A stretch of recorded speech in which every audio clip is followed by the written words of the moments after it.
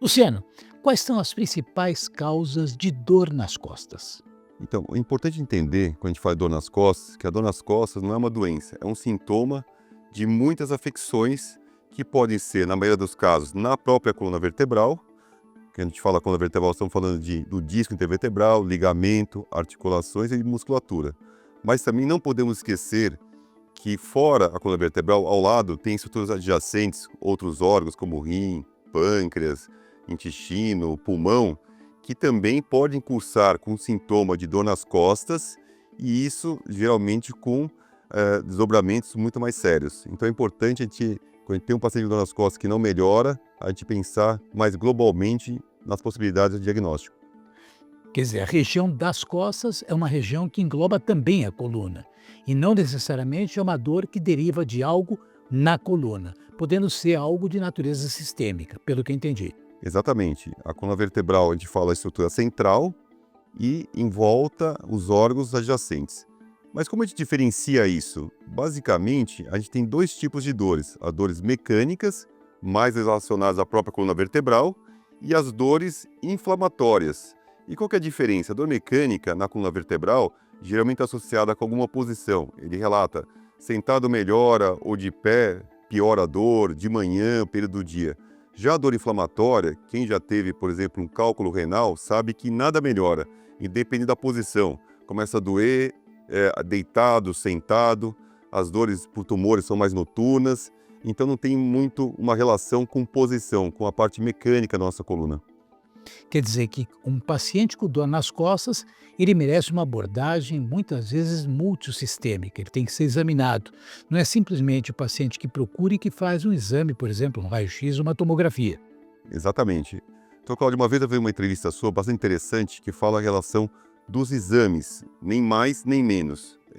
Deve-se realizar os exames necessários. E como isso?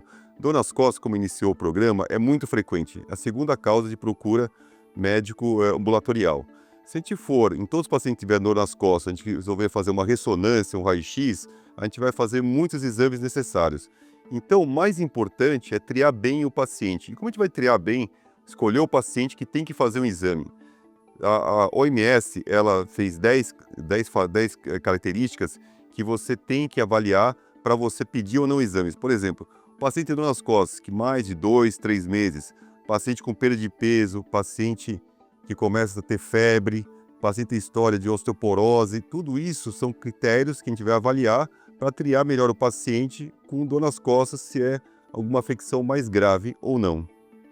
Atividade física, porque eventualmente alguns podem entender que o fato de você não ter atividade física predispõe a você ter mais dor nas costas. Outros podem imaginar que o fato de você ter atividade física de forma mal orientada também pode levar à dor nas costas. O que você poderia falar da atividade física e dor nas costas? A atividade física, ela protege em relação à dor nas costas. Quanto mais atividade física, você ganha musculatura, você melhora a sua postura, e isso você protege as estruturas da coluna, principalmente o disco, as articulações, a parte ligamentar. Hoje a gente sabe que quem não faz atividade física acaba, ao longo do tempo, cursando com mais dor, porque você perde a musculatura, que é um suporte da coluna vertebral, e com isso você tem mais pressão no disco, nas articulações e nos próprios ligamentos da coluna vertebral, podendo, ao longo do tempo, ter mais dor. Então a dor é protetiva. Quer dizer, na realidade, quando você faz atividade física, você está fortalecendo todo um arcabouço que, a rigor, diminuirá algum tipo de sobrecarga e, consequentemente, a dor que você poderá ter nas costas. É correto esse meu entendimento?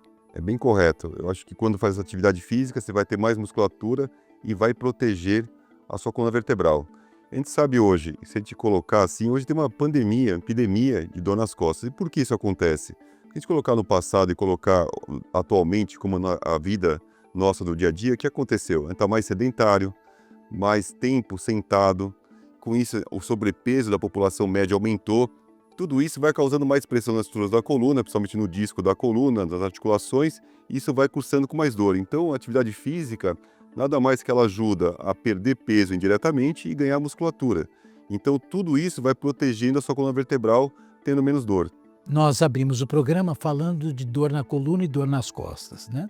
E citamos rapidamente doenças que mimetizam o quadro como se fosse uma dor na coluna, né? Você trabalha no Hospital Geral e recebe pacientes de muitas especialidades e muitos colegas.